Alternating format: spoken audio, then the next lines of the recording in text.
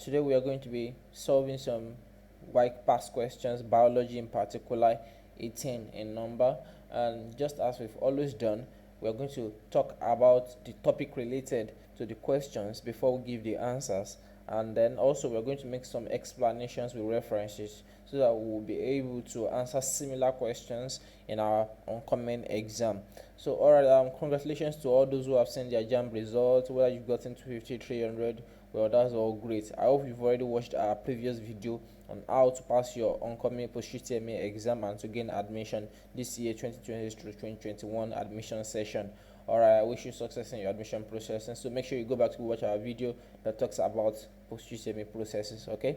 Alright, then before we go on to what we have for today, I want you to please click the subscribe button. Yes, you need to click the subscribe button, and also make sure you also like this video and share at the end of everything. But make sure you click the subscribe button right now. There are a lot of videos we're going to be releasing on Waec past questions such as biology, Waec, English, physics, chemistry. We're also going to be releasing some post-UTME past questions, except from Waec past questions. Okay, so there are a lot of things you're going to benefit from on this channel. So make sure you click the subscribe button, and yeah, thanks for doing that. All right, then we have our first question here. The question says here that in evolution, analogous structures are significant because they show. In evolution, analogous structures are significant because they show. Now, the first thing we're going to do here, like I said, we are going to be talking about some terms here, and their topics related. Now, first is evolution. Now, if you are to ask yourself, what is evolution? Evolution is a kind of developmental change, a gradual developmental change. It's not something that occurs in a day, in a year, or something. It's something that takes place over thousands of years, hundreds of thousands of years, millions of years. A perfect example of evolution is the scientist theory that says that humans evolve from apes or monkeys or whatever. Humans evolve from apes. Now that's an example of evolution, though that's not true, of course. Now, talking about evolution, evolution is a kind of gradual developmental change, something that occurs over time in order to give rise to another thing that can adapt to the environment. Just like another theory that corresponds to giraffes. Giraffes are believed to have long neck over time because they used to stretch their neck in order to eat on taller trees. Okay, they are believed to have long necks because of over time developmental changes that occur due to them trying to eat on taller trees. So now evolution occurs mainly because of adaptability, so that organisms can adapt to the environment through whatever they have. Okay, so I've already given the definition of evolution, and now in evolution we have two types of structures generally that we use. We have the analogous structures and we have the homologous structure. We have analogous structures, we have homologous structures.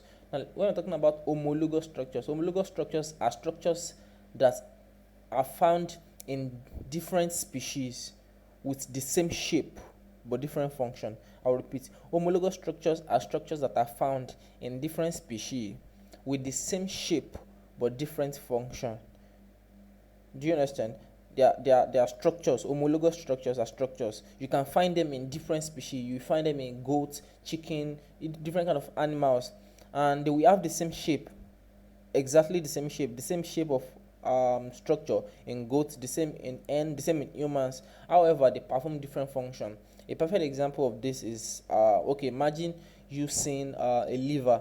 The shape of your liver, the same shape of your liver is found in goats, is found in chicken, is found in rats. By the end of the day, though these structures all have the same shape of the liver that is corresponding to humans, they perform different function entirely. So there are some structures that other organisms share in similarity to us, but they perform different function. Such structures are known as homologous structures. Now, when we're talking about analogous is just opposite of homologous. Analogous structures are structures that are found in different species, having different shape but performing the same function. Look at it now. In homologous, they have the same shape but they perform different functions, right? But here in analogous, they have different shape yet they perform the same function. Analogous structures are structures that are found in different species, having different shape but performing the same function. Example is this: the shape of your kidney is being shaped. In humans, kidney is being shaped. But if you check other organisms like rabbits etc., their kidney is not necessarily being shaped, and yet it performs the same function. formation of urine, filtration, etc. Exactly. Such are analogous structures that are having different shapes but they perform similar functions. Not just kidney, there are a lot of organs in human body that we can find in other animals, but it is there in different shape, not in similar shape to us, but they still do the same function. Look at the mouth. In birds have beaks. Their mouth has been modified into beaks. Everything is still for feeding, but our own is not modified into beaks. Our own is just the way it is, two lips. Do you understand? And yet, although they are the same structure with different shape, yet they still perform the same function. So analogous structures talk about structures that are having different shapes performing the same function, whereas homologous are structures that have the same shape but they perform different functions. So now in evolution, analogous structures are significant because they show the correct answer is A, physiological diversity. And I told you the other time in evolution deals with something that occurs developmentally. You know that so that organisms can adapt to the environment. It's a kind of pattern, a pattern of development. Do you understand? Over time, that takes place over time, so that the body can adapt to the environment. In analogous structures, the only thing that is different in analogous structures is the shape. Remember the definition. The definition of analogous structure is that they have different shapes in different species, but they perform the same function. So now these patterns give rise to different shapes, and not just different shapes alone. It gives up to different behavioral pattern and ability, thinking, etc. Now, when I'm talking about adaptability does not have to do with just the body structure alone. It deals with how well they can cope physiologically with the environment. So analogous structures are significant because they show physiological development and diversity, that is differences. If you say it's functional diversity, it is wrong. Reason is because analogous structures are structures that are having different shape but they perform the same function. But here they say functional diversity or differences. So we don't have any functional differences. In the first place, they perform the same function. It is not genetic diversity. It is not structural diversity because it's not only about shape. No, it's not just about the shape alone. It's also about the physiological diversity, the pattern itself, behavioral pattern, the structural pattern. It contains those two things. So we can't pick the structural diversity, but physiological diversity is the correct answer. So I'll repeat again, analogous structures are structures having different shape in different species, but having the same function. Whereas homologous structures are structures that are found in different species, having the same shape, yet different function. Analogous means the same function, different shape. Homologous means different function, the same shape. Okay, they're just opposite of each other. Make sure you get that very well. You might see it in your exam in another way, in another dimension. Okay, all right. Let's go to the next question. The next question says, which of the following statements reflects the mechanism of natural selection? Which of the following statements here reflects the mechanism of natural selection? Now, the first thing is this: what is natural selection? Who brought it out? The person who talked about natural selection is Charles Darwin. I mean, if you all know, if you've already read genetics and evolution, if you've read principles of evolution, you know natural selection was written or brought about by Charles Darwin, who believed that a lot of organisms are alive currently because of the intense competition that has happened between them, thus giving rise to their survival in the environment due to their advantages of adaptability. And then these advantages of adaptability are passed on to the next generation through copulation or reproduction.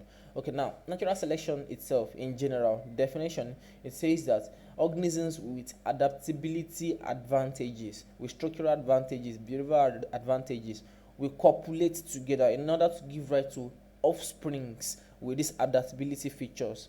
Now, what's it trying to say? It's trying to say that, okay, if we carry different species numbering almost 100 into the desert to live for just a month, at the end of the month, out of this 100 different species, more than 50 or 60 is going to die because they don't live there. It's not like desert, they are not desert animals. We're taking animals that have been living here in humid environment, moist environment, watery environment. We are taking them to deserts. We want them to survive there, like chicken, broiler, different species of chicken. Now, imagine you taking them to the desert. Now, if you take 100 of them to the desert, at least almost 50 or 60 is going to die at the end of the month. Now, the remaining ones that have not yet died must have something that's helping them to keep themselves alive in the desert. That's what natural selection is trying to talk about. Do you understand? Now, 50, 60 have died, but 40 still alive. So this 40 must have a kind of structural adaptability or structural advantage or behavioral advantage that's allowing them to still live in desert. Some might have the ability to retain more water. Some might have long beaks that will help them to dig deep into cactus tree, whichever tree they find in the desert. Some might have some abilities that we don't even know about. Now all these abilities are then used or transferred to the next offspring through reproduction, so that it can be preserved for more adaptability. So natural selection is just more like the survival of the fittest, to use whatever you have to survive, whereas those who are without capability are going to die. And once you are able to survive, you are going to copulate to produce next offspring, having that trait in them. So which of the following will now reflect mechanism of natural selection? The first option is correct, which is variation within every species. Like I told you, we're taking different species to the desert to test them, which one can survive, what is the adaptability features. So the only way you can probably see anything like natural selection is when we are having mixing of every species or different species, not necessarily every species, but different species, 2 or more species. So 2 or more species, we have different variations, they have different capabilities, and when they come together, they produce something wonderful. Now, we can't say individuals of every species are genetically identical. I told you in natural selection, if they are genetically identical, it means almost all of them will die.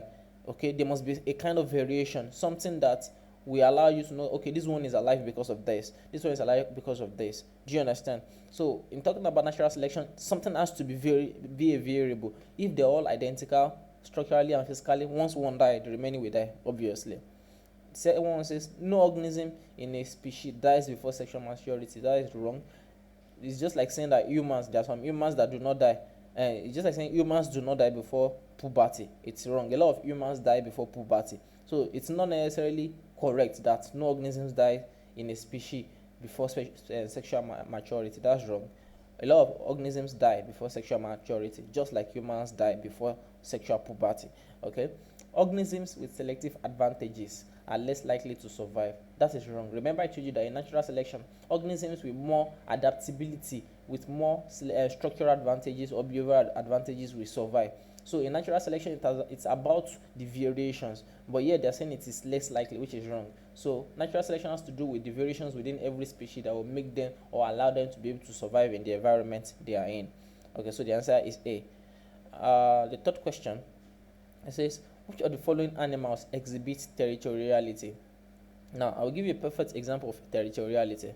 First, territoriality has to do with a kind of competition between organisms. It has to do with a kind of competition within organisms that occurs over their region or space. A competition that occurs between organisms over their region or space. And it can be an intra-competition or inter-competition. Talking about intra-competition, we're talking about the competition between the same species of organism, competition that occurs between the same species of organisms. Whereas when talking about inter is a competition that occurs between organisms of different species. For example, international means between your country and another country, that is between Nigeria and another country. Okay, whereas intra means within Nigeria. So intra means a competition within species, the same species. Inter means competition between 2 different or more species. Do you understand? So territoriality is a kind of fight over land area, fight over a region of space, a claim over something that belongs to you. You don't want any other species, including your own species mates, to touch it at all. And organisms that best exhibit territoriality is lizard. An example of that is lizard. Earthworm does not exhibit intra or inter-specific competition over a region or space. No. They burrow anywhere they like, so they don't do that. The same thing with rabbits, neither toad as well. But lizards are very territorial. Another example of a territorial animal is the lion. Once a lion sees another pack of animal, like other pack of lions trying to come into his own territory, he's going to roar and push them off if it is stronger. If the lion is not strong, the incoming or the foreign lion that is coming is going to push it off as well. It's just like a fight between the two of them. Whichever one more is capable is going to retain that land area. And territoriality is not only just about the region or space they live. Territoriality is also over maybe their female or something. For example, in humans, as a boyfriend, you saw another guy trying to poach your girlfriend. Of course, you're going to get jealous. You're going to get territorial. You are going to get so personal, and you push that person away. You'll be so possessive so that nobody can get close to her. The same thing goes with girls too. When you see someone trying to poach your boyfriend as well, you're going to get so possessive and try to just push that person away, shield that lady away. You don't want anybody to collect your boyfriend. That's what they call territoriality. Territoriality is mostly exhibited in lizard, lion, some other wild animals, but not in toad, earthworm, and rabbit. Okay, I think we've already understood the definitions of intra and inter-specific competition in this game, and I'll repeat. Intra means within the same species, inter means with different species, and the animal that exhibits territoriality is lizard, lion, and other wild animals. So question number 4. The branch of the biology that deals with the principles of classification of organisms is known as, the branch of biology that deals with classifications of organisms in particular is known as dash. Now let's check the first. This is biological index. No, not biology. Biological index. Anything that has to do with index means a kind of summary or naming, something that will allow you to quickly reference to a page. It's similar to reference, but not reference in particular. It gives you an overview of what you want to do, of what you need, and how you can pick it. And it's mostly used in nomenclature, so it doesn't deal with classification of organisms. And talking about nomenclature means naming of organisms. So let's assume the question that said the branch of biology that deals with naming of organisms is known as, the answer would have been nomenclature. But the question here is classification. So nomenclature has to do with naming of organisms. You also find nomenclature in chemistry. Hydrogen, tetraoxosulfate, kinikon. So all these things are particularly there in general. Okay. So now we're talking about taxonomy. Taxonomy has to do with classification of organisms. Okay, that has to do with classification of organisms. Taxonomy was brought about in general by Carolus Linnaeus. Yes, Carolus Linnaeus. There are a lot of people that have contributed to this work, but the one that is most important is Carolus Linnaeus. Taxonomy has to do with classification of organisms. We have different kind of layers or classifications. We have the kingdom, the phylum, the class, order, the family, genus, and species. So I think that is about 7, right? Yes. Kingdom, phylum, class, order, family, genus, and species. I call them in order of occurrence. Okay, kingdom is the highest, followed by phylum, by class, order, by family, then genus and species. The genus species of humans is known as Homo sapiens. Okay, so it's a kind of classification brought about in general by Carolus Linnaeus and other biological scientists as well. Now, talking about ecology, we've already picked the answer. The answer is taxonomy, because this is classification. Nomenclature is naming. But let's talk about ecology as well. Ecology has to do with the study of your environment and your interrelationship with that environment. Yes, the study of where you are living currently and your relationship with that place. We're talking about the atmosphere, the biosphere in general. We're talking about the hydrosphere. We're talking about everything around you and how you relate to it. That's ecology. So I'll repeat again. Ecology is your relationship with your environment and its study. Taxonomy is classification of organisms. Nomenclature is naming of organisms. Biological index is just an overview of the nomenclature of all these organisms and their classification. So that's that. Question number 5. Which of the following structures is a tissue? Let's talk about organization in biology. We have the first level of organization, which is called cellular organelle. Now, the first level of organization is not cell. Don't be mistaken, that's wrong. The first level of organization is cellular organelle, unless it is not in your option. The correct answer is cellular organelle. Cellular organelles come together to form what they call cell, and cells come together to form what they call tissues. Tissues come together to form organs. Organs come together to form something.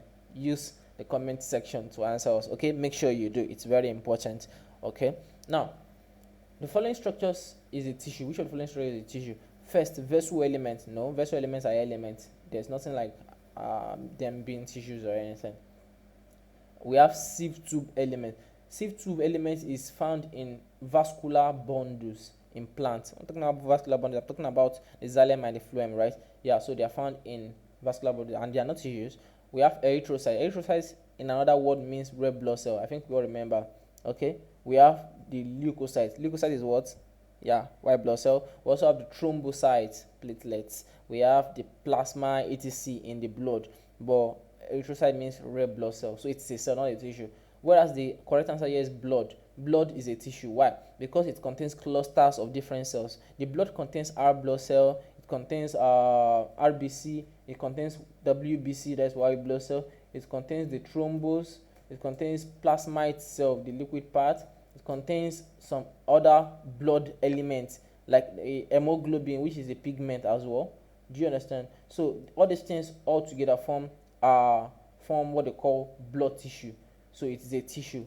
Exactly, it's a tissue. That's why if you see your blood coming out, when it clumps together, you're going to see the way it is. Okay, so blood is a tissue because of these clusters of cell. And remember the definition of a tissue in the first place. A tissue might be a cluster of cells which are similar, and it might be cluster of cells which are not similar. For example, look at blood. It contains RBC, YBC, thrombocytes, plasma. All these things are not similar. They are different cells, but when they come together, they still form tissue. So tissue can be similar cells or different cells. And the correct answer is blood. Blood is a tissue. Okay. Let's go to the next question. Which of the following cells are not regarded as specialized? Which of the following cells are not regarded as specialized? Specialized cells are cells that carry on particular functions. Okay, talking about specialized cells, it means they carry on particular functions. If I ask you, which area are you specialized in at home? Which chore do you specialize in? For me, when I was young, the chore I specialized in was in washing plates.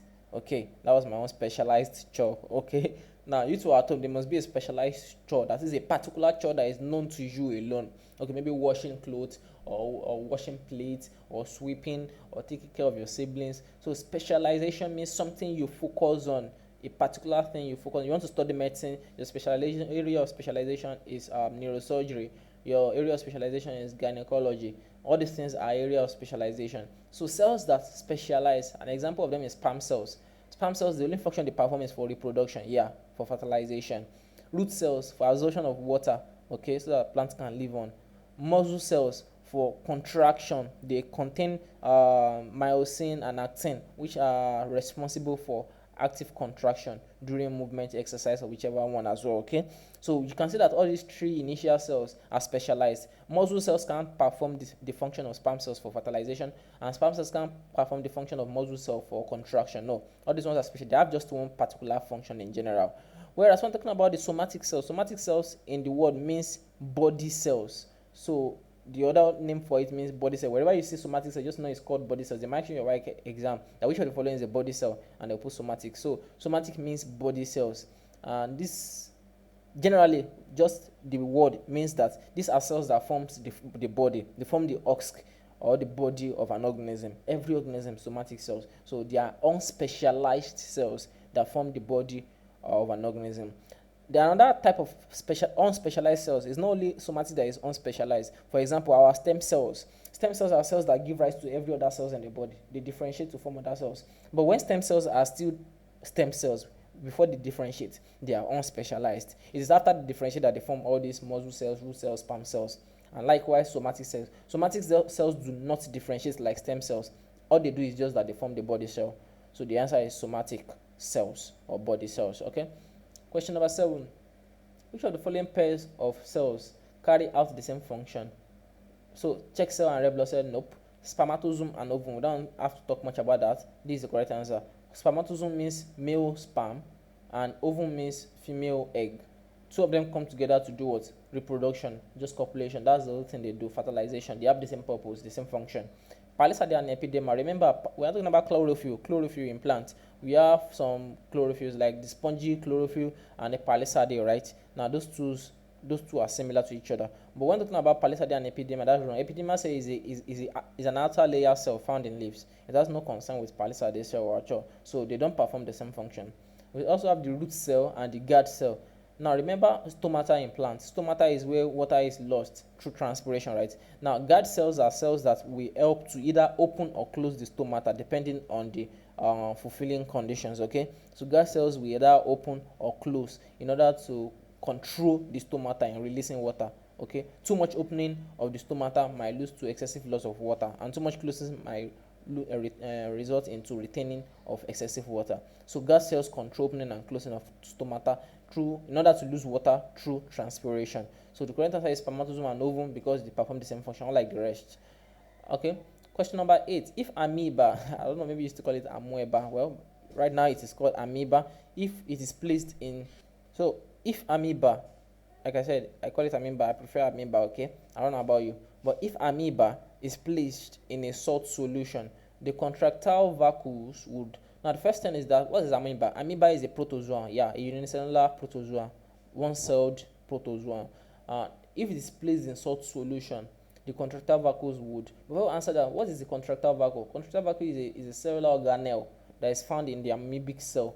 It's a cellular organelle found in the amoebic cell, and the function of cellular contractile vacuole is to release excessive water outside. It's more like our kidney. When there's too much water in the body, the kidney will excrete it. So contractile vacuole is just similar to the kidney. Remember I told you some things about analogous structures the other time. So example of that is contractile vacuole and the kidney in humans.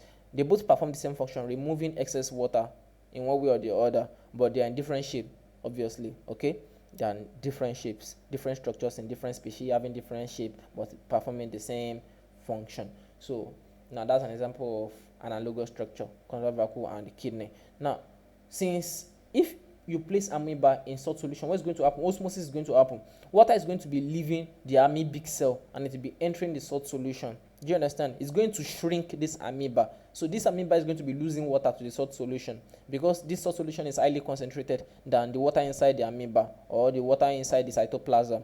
Okay, that is cytosol in general. That the water inside the cytoplasm is called cytosol. So the salt solution will almost be concentrated than the cytosol, and because of that, water will be lost from amoeba to the salt solution. So it will shrink. Now, remember the function of the contractile vacuole is to help the body remove excess water. So since salt solution is already shrinking the amoeba, would the contractile vacuole still be useful there? No, because the function is to remove water. But what if there's no water? That means the contractile vacuole will be useless. So will the contractile vacuole be bursting? No, it can't burst because it's not even working in the first place. Will it be more numerous? No. Something that is useless, will you be creating more of it? No, the body can't create more of something that is useless. Will it be formed less frequently? Yes, because the body is not using it. It is useless to the body already, so the body does not need to form it. Rather, the body will be forming something that it needs, so it will be formed less frequently. Will they grow bigger before they burst? No, that's still incorrect. The correct answer is C, because it will be formed less frequently. Remember, amoeba is a protozoan, unicellular protozoan. Contractile vacuole is an analogous structures of kidney that is found in the cytoplasm of amoeba. Okay, and the liquid found inside the cytoplasm of cells is called cytosol. All right, now question number 9. In which of the following habitats is paramecium not found? Now, paramecium is similar to amoeba and another one, the euglena. Euglena is a plant animal-like organism. So all of these ones are protozoans as well. Now, paramecium itself is mostly found in pond, it's found in lake, puddles. Now, it's found in regions that are stagnant mostly, with decaying substances filling them. It's not found in clean places, okay? They are found in places that are mostly rich in decaying matter, okay? All these puddles, lake, pond, stagnant, most of them stagnant. Now, so the odd one out is aquarium. It is not found in aquarium. Aquarium is a natural man-made water beach, or let me say man-made water cage. You've seen in some movies that you see some fishes being displayed in glass waters. Okay, you see they use glass to make the surrounding borders or barriers, and they will now put a lot of fish, some corals, etc. inside. That's what they call an aquarium. You can browse your Google, you see something like that there. So aquarium is not a suitable place for paramecium. The natural habitat for paramecium is pond, lake, puddle, other stagnant places with a lot of decaying properties. So the answer is aquarium. Now let's go to question number 10. The following processes are involved in water movement in the endodermis, except the endodermis is the inner layer of the plant found in the cortex. Now, this endodermis is surrounding the vascular bundles. As you can see, endo means inside. We also have ecto. Ecto means outside the skin. Endodermis means inside the skin. Now, inside the skin means inside the plant particularly. They surround the vascular bundles. I'm talking about the vascular bundles. I'm talking about the xylem and phloem, right? And remember, xylem is used for transportation of water, whereas phloem is used for translocation of food. Listen to me. Xylem for transportation of water, phloem for translocation of food. So now they say which of the following processes is involved in water movement in the endodermis, except osmosis, yeah, is useful. Vascular pathway, yeah, is used in the vascular bundles. That is the xylem. Diffusion, no, wrong. Diffusion is mainly focused on ion and other gases transport. It does not deal with water. Osmosis is water. Diffusion deals with ion and gas exchange. Active transport, of course, yeah, you can use active transport for it as well. So except the correct answer is diffusion, because it does not deal with water at all. So question 11. Cells that utilize a lot of energy Cells that utilize a lot of energy are characterized by the presence of a large number of dash. Cells that utilize a lot of energy are characterized by the presence of a large number of dash. Now imagine when your body needs excessive of something, what does your body do? Your body will produce it, right? Exactly. Now the same way, if you have excessive water in your tank and you want to fetch every water in your tank and you don't want to waste it, that means you need to buy more buckets. You have just 2 buckets and you want to fetch water of almost 50 liters. It is impossible. Like in some places where water is rare, they need a lot of water. They need plenty water, but they don't have water in their well, so they need to go to another place to go and fetch that water. In that case, you can't just carry 2 buckets or 3 buckets. You need to carry almost everything in your house. If it is not enough, you need to buy. So exactly, cells that utilize a lot of energy are characterized by the presence of large number of mitochondria, because mitochondria is also known as the powerhouse. They need more of this so that this can produce more and more energy for them. Without it, well, they can't have any energy at all produced. Okay, so because these cells utilize a lot of energy, they are characterized by the presence of excessive mitochondria. How about vacuoles? Vacuoles are just storage places. You know, we have water vacuole. Yeah, we have water, just like contractile vacuole. We also have food vacuole. Okay, they are used for storage of vitamins, minerals, some enzymes, some food substances. Okay, now you can find it in euglena as well, vacuoles. Now we also have the endoplasmic reticulum. No, endoplasmic reticulum in particular itself, we have the rough and the smooth endoplasmic reticulum. They also perform transportation within the cells, but other than that, endoplasmic reticulum is also having its part in protein production. For example, the rough endoplasmic reticulum has ribosomes attached to it, and because of this, rough endoplasmic reticulum is able to produce some proteins, whereas the smooth endoplasmic reticulum is able to produce some fatty acids. Okay, so they have different function, but they are not concerned with energy production. Okay, we also have the ribosome, which you already know the function. Ribosomes are for protein production. It can be single, like on its own, or it should be attached to the endoplasmic reticulum to form rough endoplasmic reticulum. So the correct answer is mitochondria. Question number 12. Well, I'm going to leave this to you. Make sure you use the comment section. I could have answered this, but I want you to at least do something as an assignment. Secondary growth is brought about by the activities of dash. Now remember, we have two types of growth in plant. We have the primary and the secondary growth. The primary growth is the natural one that plants undergo immediately from childhood. But what about the secondary growth? Okay, secondary growth is just similar to humans. What's secondary growth in you? Something that comes after primary growth. Something that has to do with other parts of the body, some other development. Maybe you cut a part of tree and the tree grows back again. Something that is responsible. Have you seen some trees that if you cut them down, they will grow again? That's something like secondary growth. A lot of things are involved in secondary growth. So I want you to check this question, find the answer out, find out what is pelogym, pelodem, procambium, and use the comment section. Okay? And question number 13. A monocot root is different from a dicot root by having wide pit. A wide pit is a kind of wide O or wide ring in the root of a monocot. So they are different from dicot root because they have this wide pit. Now, is it the endodermis? Both roots have endodermis. Remember, I told you it's the inner layer of the plant itself. Cambium, they both have cambium. Root S is present in almost all plants. The reason is because it is necessary for absorption of water in the soil. The only difference is the wide pith. So question number 14.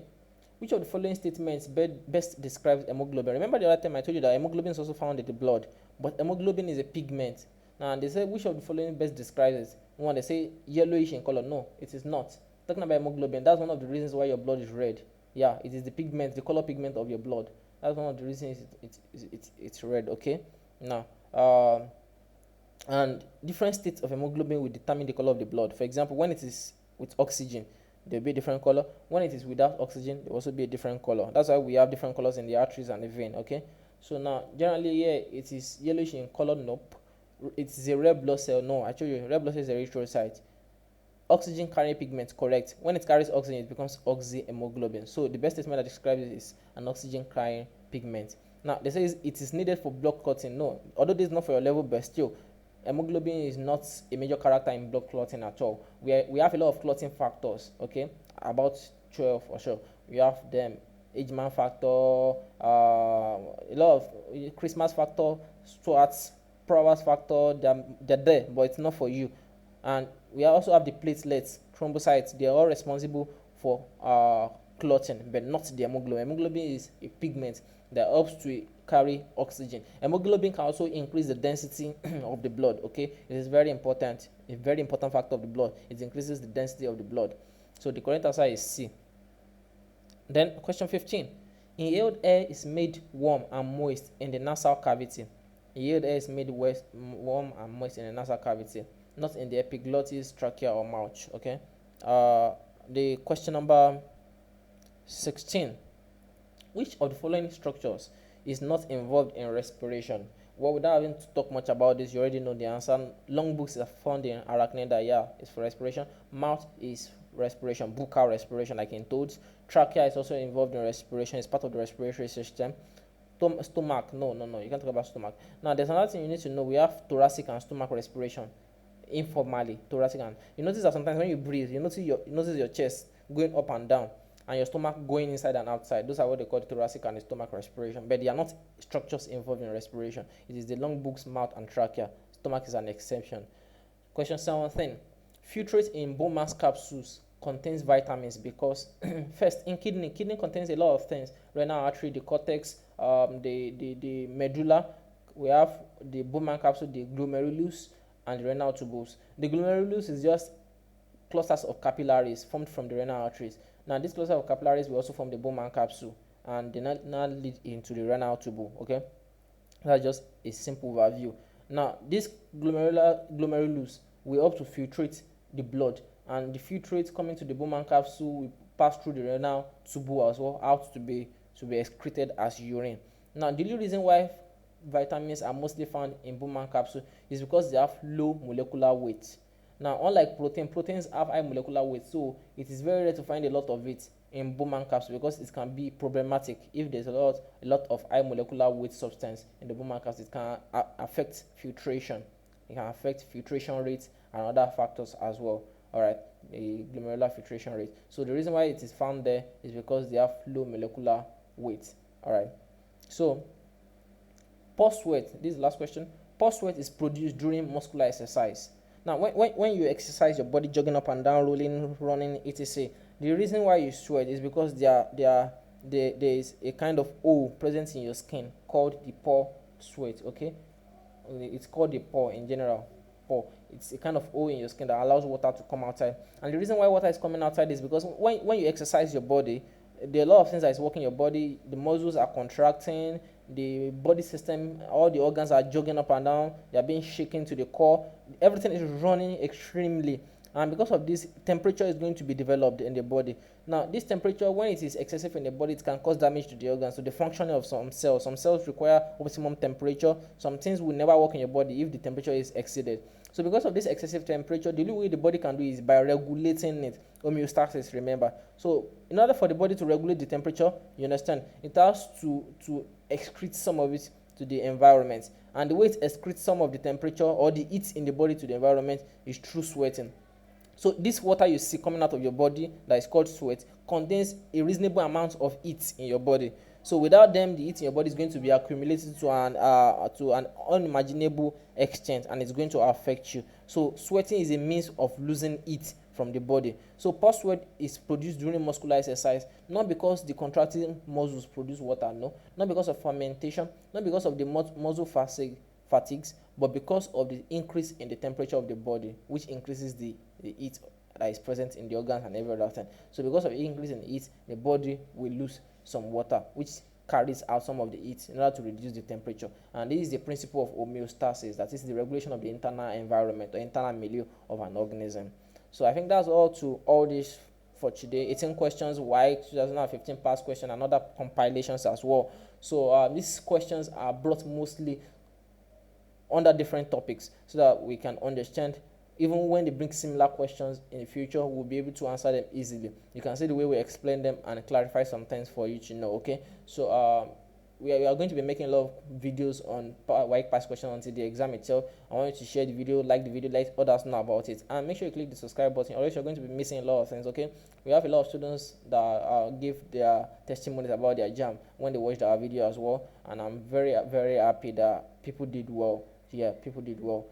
Okay, unless you didn't know about most of the videos we made here. So make sure you also come here, subscribe. We're going to be releasing a lot of hints for your admission post UTME exam, etc. in Waec. Make sure you subscribe. It is very, very important. Okay, and I wish you success in your oncoming exam, and make sure you read. Okay, for those who are going to be writing Waec soon, clear your thoughts. Like I always say, clear your thoughts. Okay, start solving past questions.